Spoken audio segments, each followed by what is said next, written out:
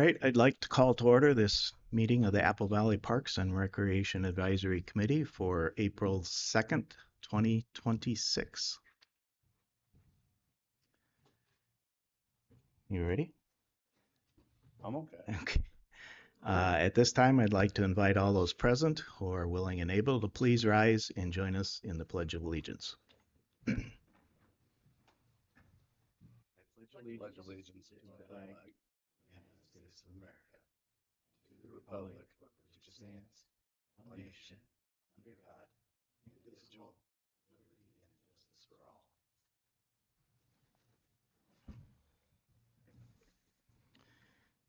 All right, good evening, everyone. First up tonight is we need ourselves an agenda. You should all have a copy of that. And are there any additions or changes that anyone would like to see in the agenda for tonight?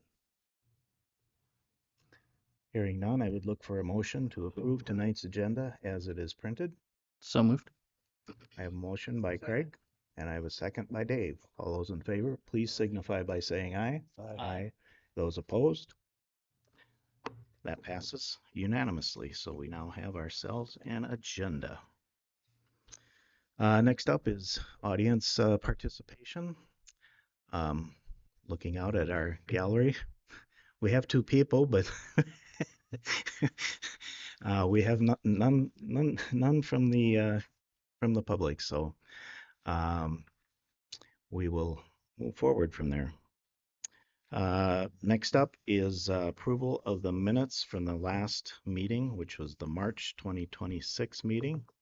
You have those minutes in front of you. Are there any changes that anyone thinks needs to be made to the minutes as they are printed? Here, look for from the March 2026 meeting as they are printed.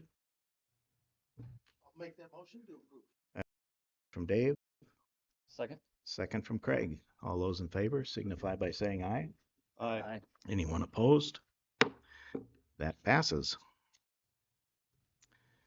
All right, we are up to agenda items. I will try and take these in alphabetical order, and you will keep me in line, I hope. I'll keep you on. So we will start with item A, and that is an update on the Apple Valley Additions stormwater projects, and I believe that is Samantha and Evan. Thank you very much for coming. Greetings of the committee.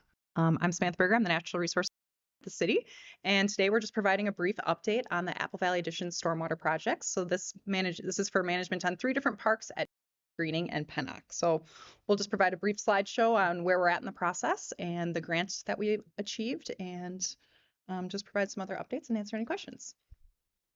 So kind of how did we get here? So fortunately, the city was able to $5 million in grant funding through the MPCA for a stormwater resiliency grant. Only $35 million were actually available to the state, so it was an honor to have received that funding. And what will this include? This will include an infiltration basin, underground chamber, and playground improvements at Dutchess Park, a wet pond at Greening Park, and then something kind of interesting is an active play infiltration and playground at Pennock Park, where this basin will be functional in both dry, wet, and flooded conditions. So we'll provide a few different renderings of those projects for you to review.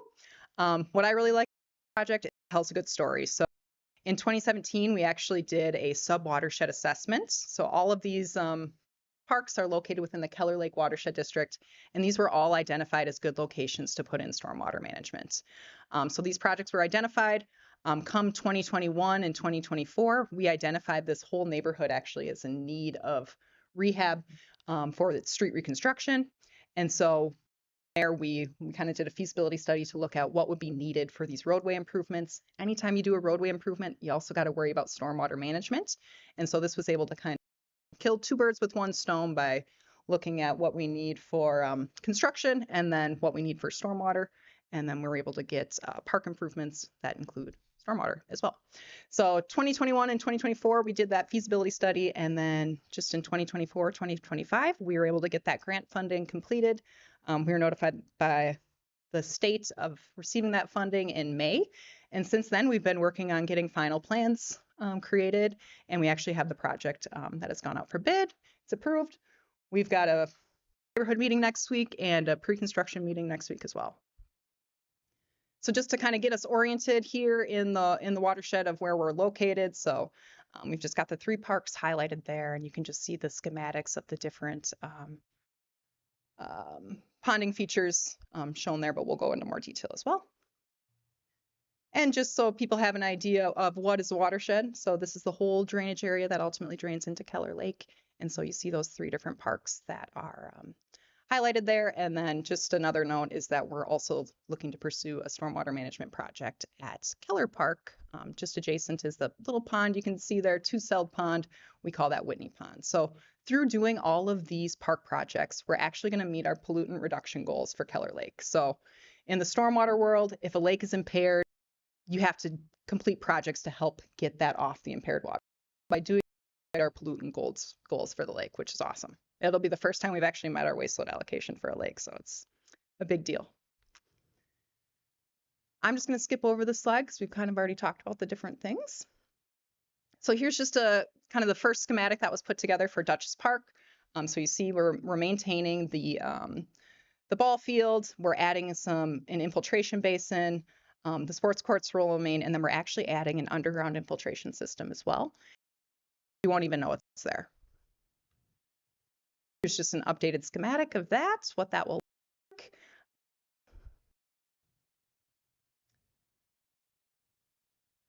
Here's another schematic just drawn out. Kind of this is our final plans of the plan sheet here.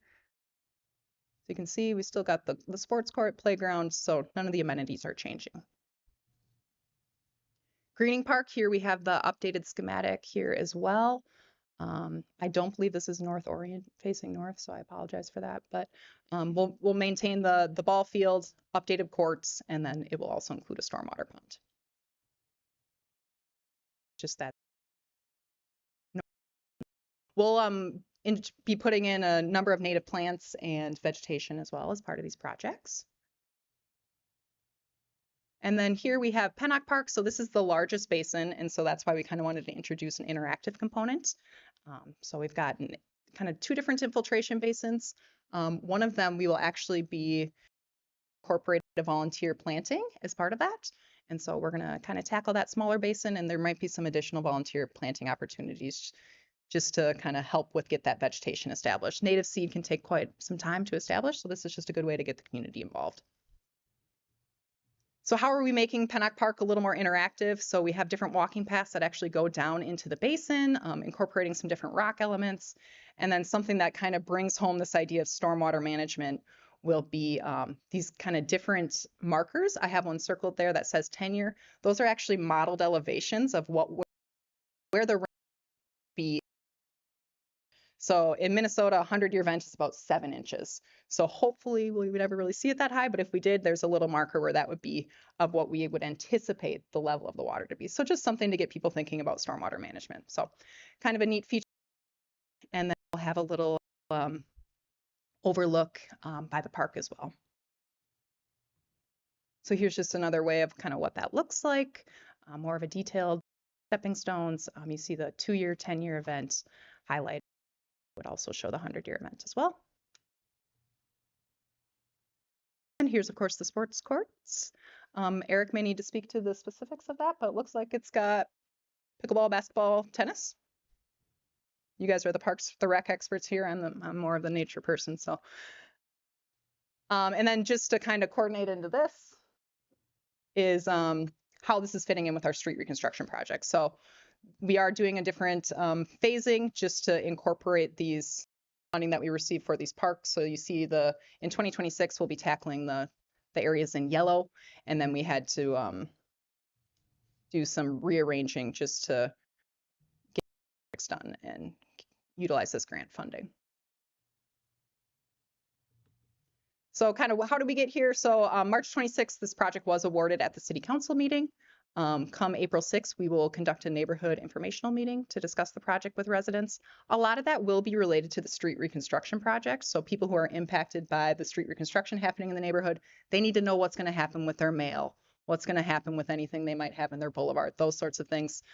So that'll kind of be the primary focus of that, but we're also going to be there to share information about the project. And then site work is likely going to begin mid-April. Park equipment is to be auctioned and removed prior to the project, and then we'll be ensured that ball field access remains through the end of the scheduled season, which is in July. And then just one final note, this was that little double-celled pond that I mentioned earlier. We actually were able to receive about $1 million in grant funding for this project as well. And so we will be bidding this summer, and then hopefully beginning construction in late 26, 27. So a lot of things happening in the neighborhood, which is exciting. So more information to come on this, but just wanted to share that just because we are in the area. And so this was another project that was identified in that Keller Lake subwatershed. We did do a number of community engagement events, got some good feedback from that. And then this grant's a little different than our usual grants. We actually have to bid the project before we get a formal grant agreement. So we're just kind of working through that. And then as mentioned, we're going to be bidding the project in the summer and kind of submit for that final grant dollars and rock and roll. With that, I'm happy to take questions, or we also have our city engineer here. Assistant city engineer, my bad. Evan, if you guys have more specifics on engineering or those sorts of things. I had one question. Of the 3 parks that we're doing, I think it mentioned that playground was going to be part of the grant for 2 of them, but not greening. Is there a reason that playground was not included in that park and the other 2 were? Mr. Chair, Sam said, Evan Acosta, Assistant City Engineer. That's a good question, and one we're happy to provide an update on actually tonight. So when we originally put together the grant application, we were working off of the $5 million max application amount. So when we put our cost estimates together, we were pushing the limits of what the budget would allow. Eric and his team had planned through the referendum to replace the park equipment at each of the 3 parks regardless, maybe not to the same, well, the equipment itself would be to the same level, but maybe some of the other amenities not so much. So when we looked at which pieces of playground equipment we could ask for grant eligibility on, we started by asking for only the 2 which currently sit where we're proposing to put a basin. So those would be directly impacted by the stormwater work. We're happy to report that the bids came in substantially below what we expected, and we're able to actually request additional funding. So we have a request in to the MPCA right now to actually incorporate that 3rd playground, as well as some of the other components of the project for usage of the grant funds. So we're optimistic that that actually will be paid for by the grant money.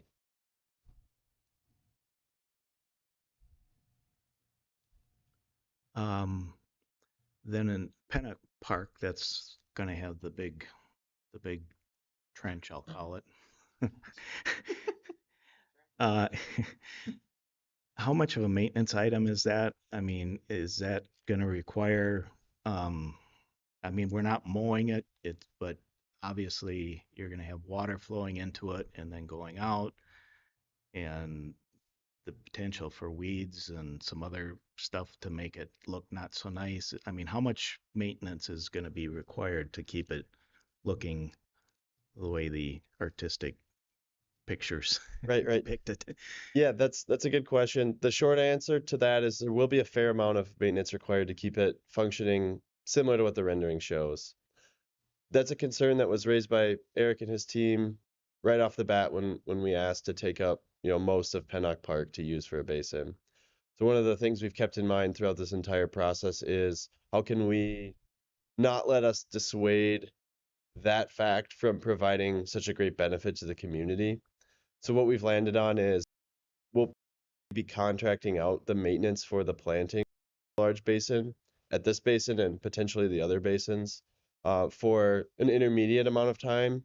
So perhaps like a 5-year maintenance contract on a rolling basis to make sure that the plants are carefully evaluated and established.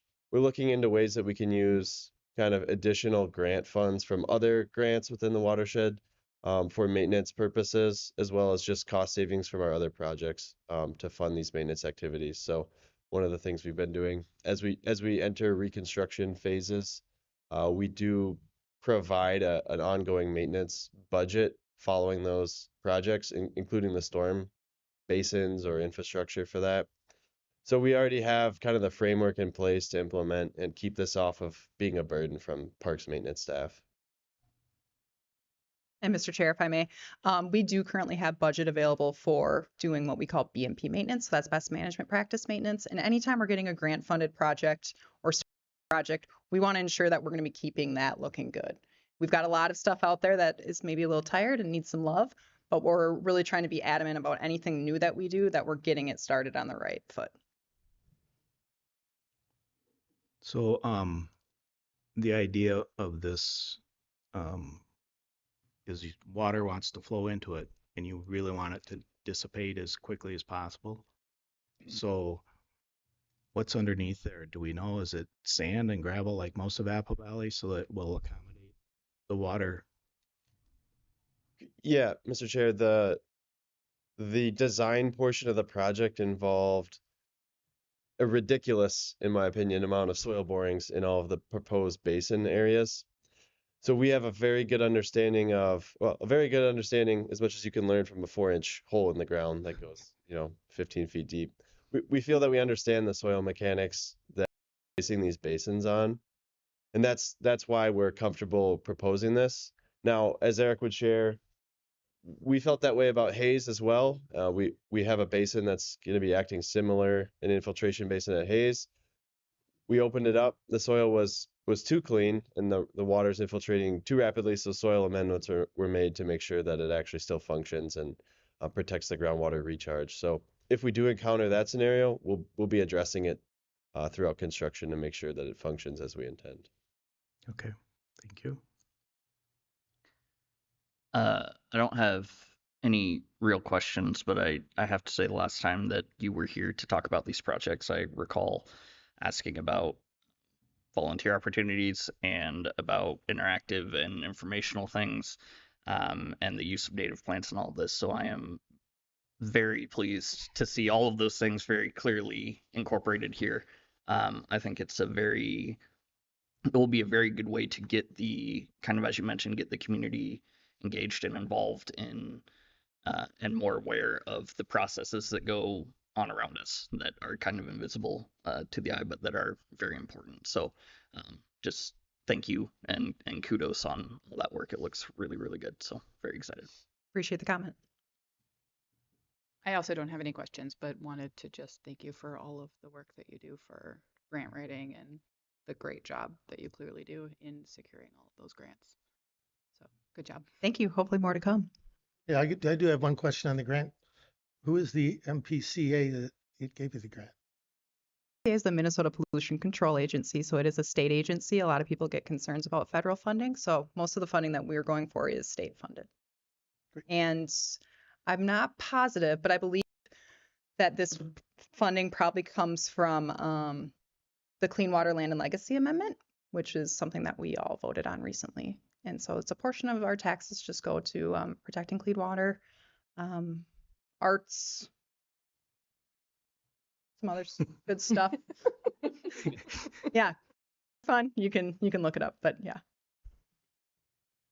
Could I ask you a question about a different project as long as you're here?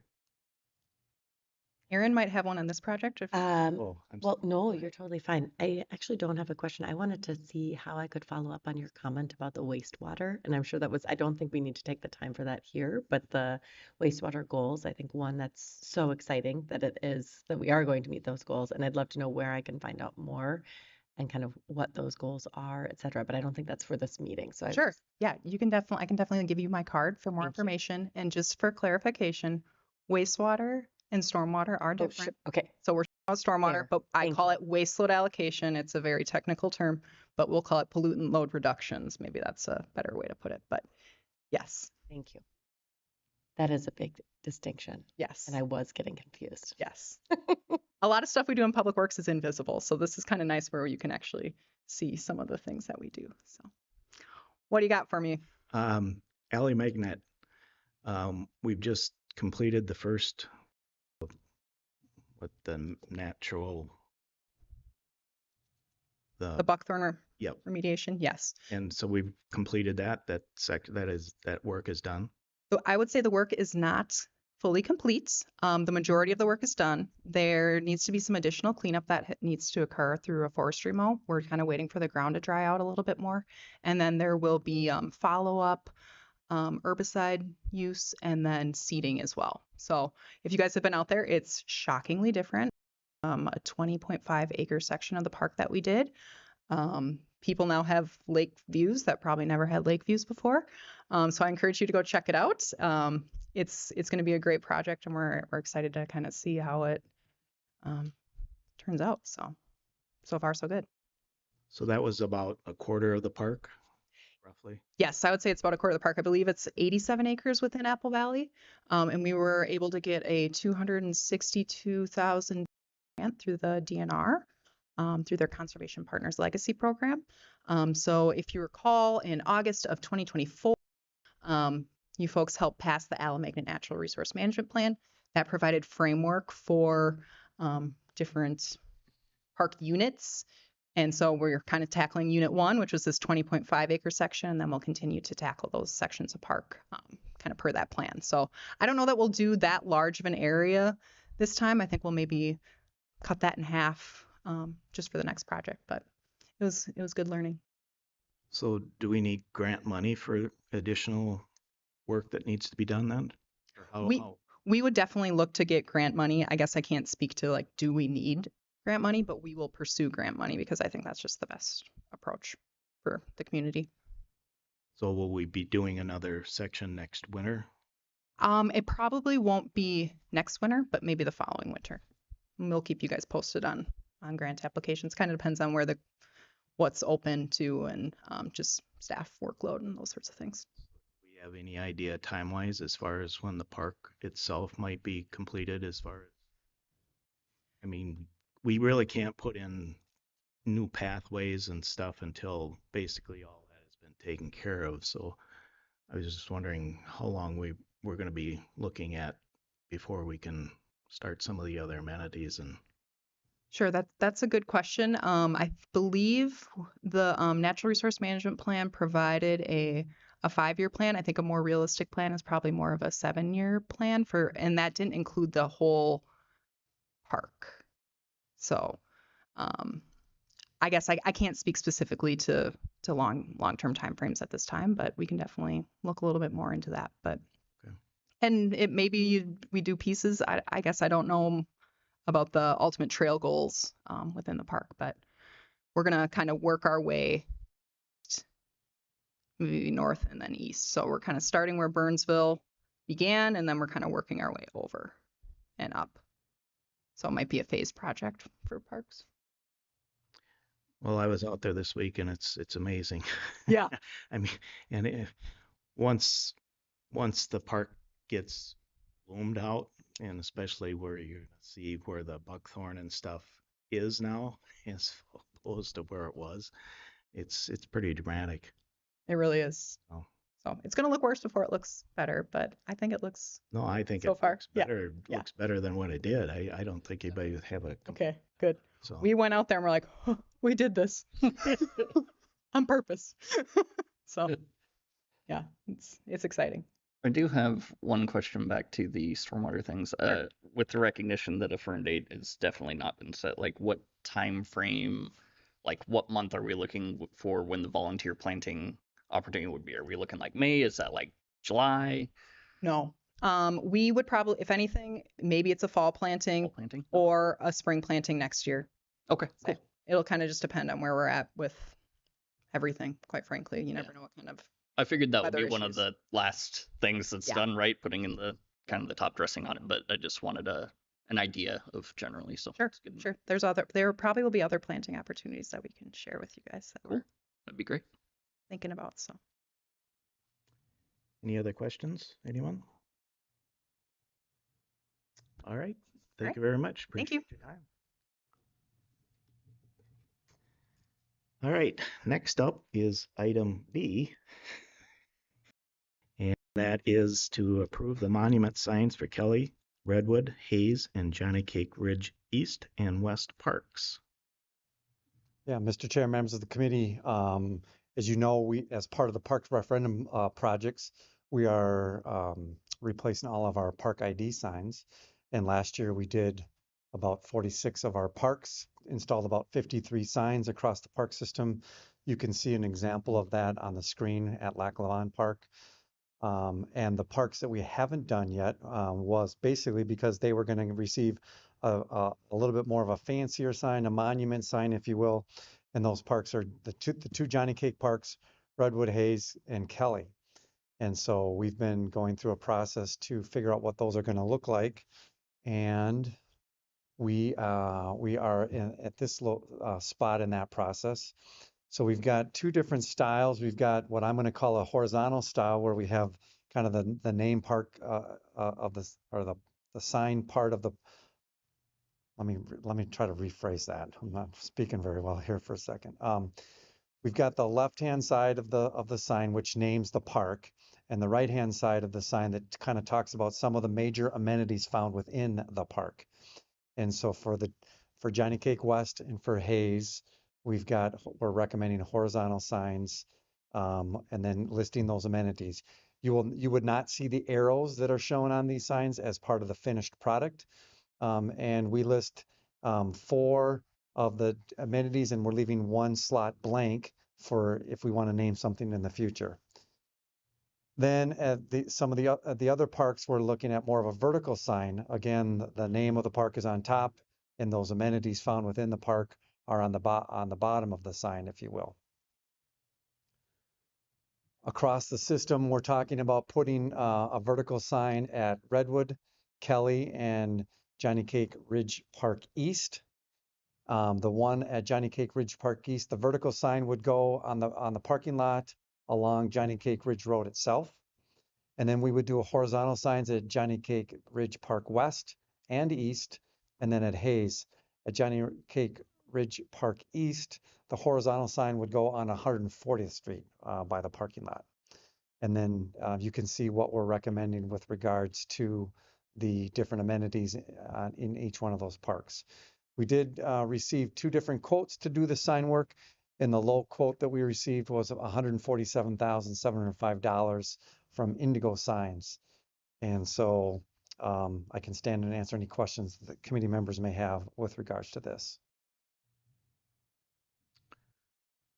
I thought someplace it listed, where the signs were going to be going in each of the parks. And in Redwood, it said something about southeast corner or something. Yep. So I can walk you through where each of the signs would go. So at Redwood Park, the sign would go at the intersection of Elm and 42, which is really the southeast corner of that portion of the park. The pool is north of the building. So just to get your bearings straight, so the southeast corner of that park is the intersection of Elm and 42. It's basically right where the old sign was, but it's going to be a little east of where the old sign was. If you can visualize that. On the north side of 42? North side of 42. Okay. Yep, but in the southeast corner of the park itself. Right. Okay. Okay. The Kelly Park sign is going in the northeast corner of the park. So 152nd and Foliage is the corner where that will go. And again, that's the side of the park where all the parking lots are. So if you're standing in the park looking north towards 42, it would be to your right-hand side, the corner and the north right-hand side of the park, again, by the parking lot. Then we've got Hayes Park. It's going to go basically the same spot that the current monument sign is at, right as you enter the parking lot. Johnny Cake West would go on the driveway as you go down into the park. It would be on the south side of the driveway, right there where there was a sign there at one point in time. And again, on the Johnny Cake East, the sign would go along Johnny Cake Ridge Road by the parking lot, and then on 140th by the parking lot itself. Okay. Eric, on the Johnny Cake East, we've got Legion Field there, and that has its own sign. Is that going to be replaced, or does that stay, or is that part of this? Eventually, it will be a part of it. It's not a part of what we're talking about right now, but we plan to replace all of the signs in the park system and go to this branded format. And so that too would be updated with this brand, but it would still be Legion. Thank you. Yep. I don't think I was on at this time, so could you just remind me why some are horizontal and why are some are vertical? Like why we just went with two different versions? Just the size of the size of the traffic volume on the streets. So some of these signs are a little bit bigger than the others, and it just seems to better fit for the situation.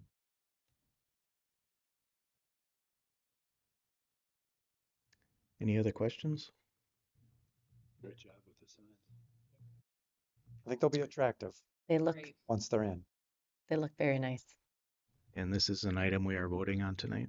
We're asking you to make a recommendation for the city council, yes. Okay.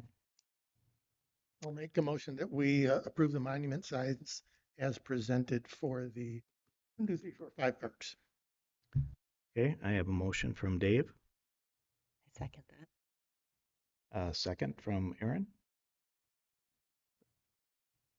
Do you second? Yes, I second that. Yes, yes, I did. All right, I have a motion and a second. All those in favor, please signify by saying aye. Aye. Anyone opposed? That passes unanimously. All right. Item C, consider renaming Johnny Cake Ridge Park East and Johnny Cake Ridge Park West. Again, Mr. Chair, members of the committee, it was the committee's desire to have a conversation about the names of Johnny Cake Ridge Park East and Johnny Cake Ridge Park West. And so that's up to the committee to decide whether or not you want to change the name in any way, shape, or form of those two parks. Now is the time to do that before we order the signs. And so while the previous item was approving the signs and it did say Johnny Cake Park or Ridge Park West or Johnny Cake Ridge Park East, we will obviously change the name. If you choose to change the names, we will certainly change the names before we order the signs. So committee members should discuss amongst themselves if they want to change the names, and if they do, what do they want to change the names to? And I can stand and answer any questions you may have. Do we want to change the names? Anybody have an issue? I think they're long and wordy and they should be changed to be shorter. I agree with that. Okay, so we will be looking at changing the names. Have we decided on what we want the names to be? Well, we had tossed about the, after a lot of deliberation, we had narrowed it down to a potential Johnny Cake Park West and Johnny Cake Park East to keep the confusion down going forward with park goers. Okay, Is that correct? Did I nail that? I think it's important just to recognize that part of the original reason for this was the confusion that the East and West creates for people. And that I think it was the committee had some good, healthy discussions and came to the conclusion that although it creates confusion to have an East and a West, creating a brand new name that didn't really designate intuitively where the park was just creating different problems. So I'm fully supportive of just removing the name Ridge from both parks and calling them Johnny Cake Park East and Johnny Cake Park West. any conversation? I agree. Okay. Are we voting on this or? Please. Any particular reason? No particular reason, other than I like my job. I make a motion to rename the parks Johnny Cake Park West and Johnny Cake Park East. Okay, I have a motion from I'll second that. Jessica, and I have a second from Noel. I mean, to be clear here, Mark, what we're doing is You're muted. forwarding a recommendation. Doing here is forwarding a recommendation to the city council to make this change. We're not actually making the change. Right. All right, so I have a motion and I have a second. Any further discussion? If not, all those in favor, please signify by saying aye. Aye. Aye. Anyone opposed? That passes. Mr. Chair, maybe I'll just add a little bit to the comments that Randy just made. Obviously, the Parks Committee's job is to provide advice, if you will, to the City Council. The City Council absolutely appreciates all of your advice. But at the end of the day, it's their prerogative on follow advice or to make their own decision. So just for those at home as well, to understand so that they understand what your role is. At the end of the day, though, the City Council gets to decide whether the name's going to change or not and what it's going to change to, if it's going to change. So, but your recommendation will be provided to the City Council, and I know that they appreciate the recommendations that they receive from this body. They are the elected officials, so. Correct. Can I ask one more question about where the sign names are? Where are they right now, or where were they for the names of both of those parks? I'm not following your question. Where are the signs that name the west side and Oh, I know the one on the west side is by the entrance to Splash Valley is where it used to be. well, for Johnny Cake Ridge Park West, there's actually a sign on 140th just above the varsity baseball field.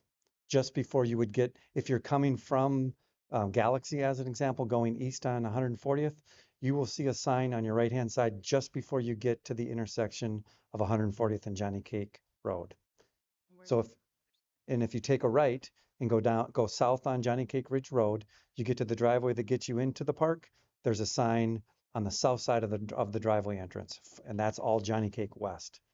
On Johnny Cake East, there is a sign on 140th in the kind of the island, if you will, of the big parking lot that's just on the south side of 140th. And if you park there, you're likely using the Legion baseball field, or you're walking up to the softball fields. And then the long, narrow parking lot on the east side of Johnny Cake Ridge Road, that's in Johnny Cake Ridge Park East. There's a long parking lot. There's another sign there that identifies that as the park. So that's where those 4 signs are, right? 4 signs. Yeah, I don't believe they've been removed yet, but Yeah. planning on it.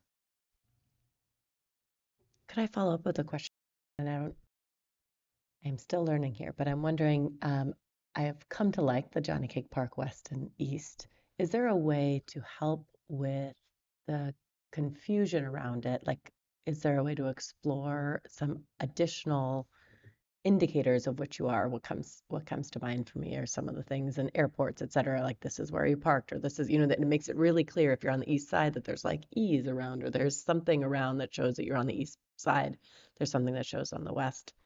I don't know if that's for this discussion here, but it makes me wonder if the sign actually, regardless of whether Ridge comes out of it or not, if there might be an exploration of other ways to indicate to folks to help reduce that confusion. We can try to explore something. Maybe the fields would have JCPW, JCPE, because they're labeled now.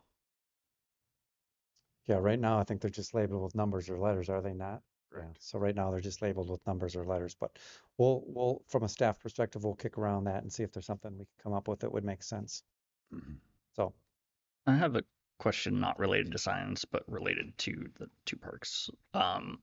So the crossings to get across from east to west, the pedestrian crossings, have we ever explored any sort of enhanced marking or signage for pedestrian safety between the 2? Because that was part of my concern, is if someone parks in the wrong place and now they're trying to bring all their gear and their kids and walk across the road. Like, I know that there's a 4-way stop sign there where where you go into Splash Valley, but it's still a heavily trafficked road. And I just didn't know if we'd ever, I know that maybe that's more of a street thing than a parks thing as well, but I just didn't know if there'd ever been any discussions, or if it's worth having any discussions about any sort of enhancements to that. So, Mr. Chair, members of the committee, actually our engineering department reconstructed that stretch of road last year. I thought it went on a road diet, so it went from a 4-lane road to a 2-lane road. So now there's shoulders on both sides. So there's it's still a busy road, but there's a little less traffic. There's only 2 lanes of traffic you have to cross, not 4 lanes of traffic. There are crosswalks at the intersections. And if I'm not mistaken, we also have crosswalk lights at the intersection at 142nd. I think that got crosswalk lights with the flashing, Didn't- I don't know what I to think call it that. has a flashing stop signs there. Okay. So they did consider that as a part of the reconstruction process to try to make pedestrian safety um, uh, more recognized, I guess. Okay, awesome, thanks. All right, then we are up to item D, and that is to approve changes to the Johnny Cake Ridge Park East Field C. Mr. Chair, members of the committee, so from us, this is kind of a driven item on the agenda, if you will. So Johnny Cake Ridge East Field C, as this is also referred to as the stadium soccer field. It was constructed over 20 years ago, and its main purpose for the first 20 plus years of its life, if you will, was it was a varsity soccer field for Apple Valley and Eastview boys and girls soccer. And it was fenced in. There was a press box, a scoreboard, a lot of bleachers, and it's been lighted. It's irrigated. It's been used for, again, over 20 years for varsity soccer. Since both high schools have installed stadium fields with artificial turf, there's no longer any high school soccer being played at the facility, and it's being used by the community. EVA, VAA, and other users use the facility. So there isn't the need for all of the fencing that there once was. There isn't the need for all of the bleachers that there once was. There isn't the need for a press box that there once was. So we're recommending and suggesting that we remove most of the fencing. We would still keep some end line fencing to catch soccer balls and whatnot so that they don't go out onto the street. Repurpose quite a few of the bleachers to Valley Middle School, to the baseball, softball fields there at Valley Middle School, and then to remove the press box. They're not needed, and in some they're in disrepair and or create extra maintenance for us. As an example, we have to weed whip the fence lines. So since we don't need the fence anymore, why don't we just get rid of the fence? None of our other soccer fields are fenced in, if you will. So we house March to get feedback from the public, to get feedback from both the athletic associations. We've reached out to both high school athletic directors to find out if anyone has an issue with what we're suggesting, and we didn't receive any negative comments about that. So we would be recommending that we make those changes to that field, and we'd ask that you'd support that, make that recommendation to the city council. And again, as we just discussed, at the end of the day, it's the city council that decides whether we make any permanent changes or not. So I can stand and answer any questions you may have. So of the fencing that's currently there, how much are you planning on taking out or removing? Well, for sure, the east section and the west section, and then parts of the north and south section, but not all of it. We're going to leave a decent sized section behind the goals on the north and the south sides of it. So that, but you would no longer have to enter it through a gate, if you will, because it's going to be basically wide open. But the fencing on the west side, wouldn't that, I mean, still going to be used as a soccer field, correct? Correct. It's going to be one of the 3 soccer fields in that Mhm. park. Yep. Wouldn't there be a danger of a ball going off to the west and winding up in Johnny Cake Road? There's quite a berm on the west side of that. So it does go up? Mm-hmm. Okay. Yep.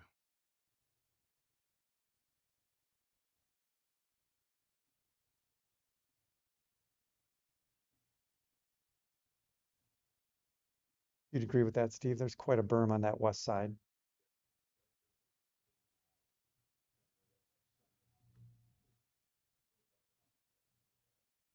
Okay.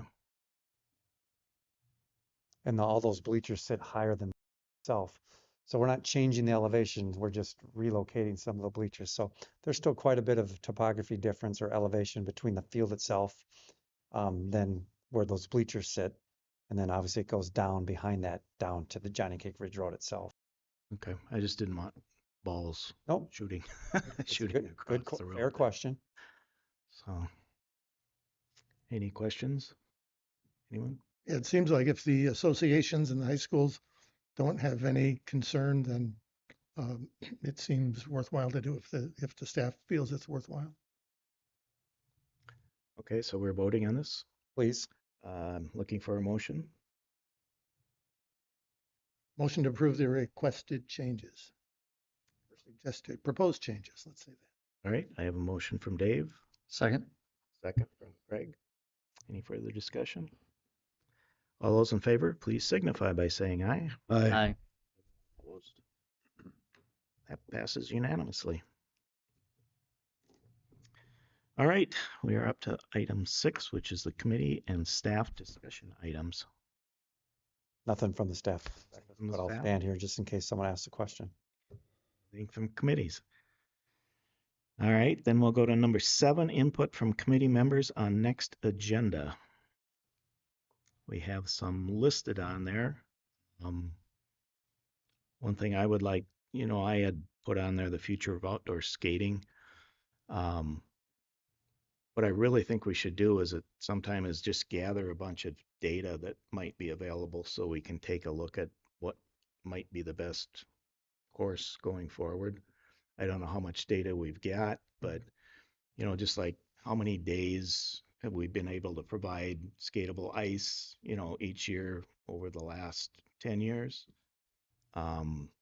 Maybe usage, if we have any idea whether the usage is up or down. One figure I know you could get is the average temperature for December, January, and February for each year for the last 10 years. That might give us an indication of how much of an effect that global warming is actually having on Apple Valley and what we can look forward to. So as much of that as we can gather sometime, before, say, next fall, and take a look and see what options we have and what's the best way to go forward. At some point, if we continue to warm up, it's going to be an uphill battle trying to maintain the outdoor rinks the way they are. So I just think now is a good time to maybe start taking a look at that and just seeing what we can come up with data and then kind of go from there. So Flooding dates, when we, yeah, anything, when we drop the water. wherever we've got information like on, that. let's take a look at it, pull it together, and then just at that point take a look at what might be the best way to go forward. So Yeah. Mark, I wasn't here when this was brought up, so it's my own fault that I'm missing it. But is that because it's expensive to maintain them and maybe we shouldn't be maintaining them, well, or other reasons? just how much, yeah, we obviously have expenses that we have manpower, we have some equipment, and this year I think was a little different. I don't know how many days, Steve, how many days were we open for this year? Off the top of my head, I'm not sure. It was a lot more than the year before, but We had January that was -20, and so yeah, that kind of helps a little bit for. I think we were open a month or close to it this year. But yeah, we've been getting that January thaw just about every year lately. And that really kind of The messes year it up, and year all the before, work I you think put we had into 6 it days. basically is, so that's kind of just what we want to take a look at. And there are differences apparently between the earth-based and the cement-based rinks. So Yeah. we should look at that. Maybe we focus on just the cement-based ones if they are that much easier. And I don't know, those are all the things we just need to kind of pull together and then kind of take a look at it. So that's kind of the reason I just had it put on there. So I agree. anything else anyone else wants to add for future agenda items? One other thing that's on there is the parking concerns at the pickleball complex. Just a kind of an FYI, I happened to be over there on Monday. It was later in the morning. There was one group playing on one of the courts, so 4 people. I looked at the parking, and every one of those stalls was full. So the students are parking in those no parking areas. Just, which is kind of what we thought, but just to let you know, that's what I saw on Monday. So I think at some point, somehow we're gonna have to figure out a way to address that. I know we were gonna wait, see what happens this spring, but at some point we really need to kind of figure something out there. So, all right, anything else there? Nothing, no agenda items. I just have one other thing. April is Volunteer Appreciation Month, where organizations that use volunteers, such as the people sitting up here, they usually try and have something that shows their appreciation for that. And the city of Apple Valley has in the past. I don't know if you've heard anything about that, but in the past they've had I guess they call it a reception for the volunteers. And it's usually before one of the council meetings. And so I don't know if that's going to happen or not, but if it is, I would encourage the members to try and show up. They, they are trying to put something on to show their appreciation for us, and if we don't show up, it doesn't make us look real good. So it's only about a half hour, and so I think if they decide to do that, but I tried to get some information from city council, and I didn't find out too much, so I'm not sure where that's at. But if it is, please consider trying to spend a quick half hour at that. So, all right, anything else from anybody tonight? Nothing? Dave? I'd like to make a motion that we adjourn. All right, I have a motion from Dave, I'll second that. a second from Noel. Anyone? All those in favor, please signify by saying aye. Aye. Aye. Aye. Anyone opposed? This meeting is adjourned. Thank you very much, everyone.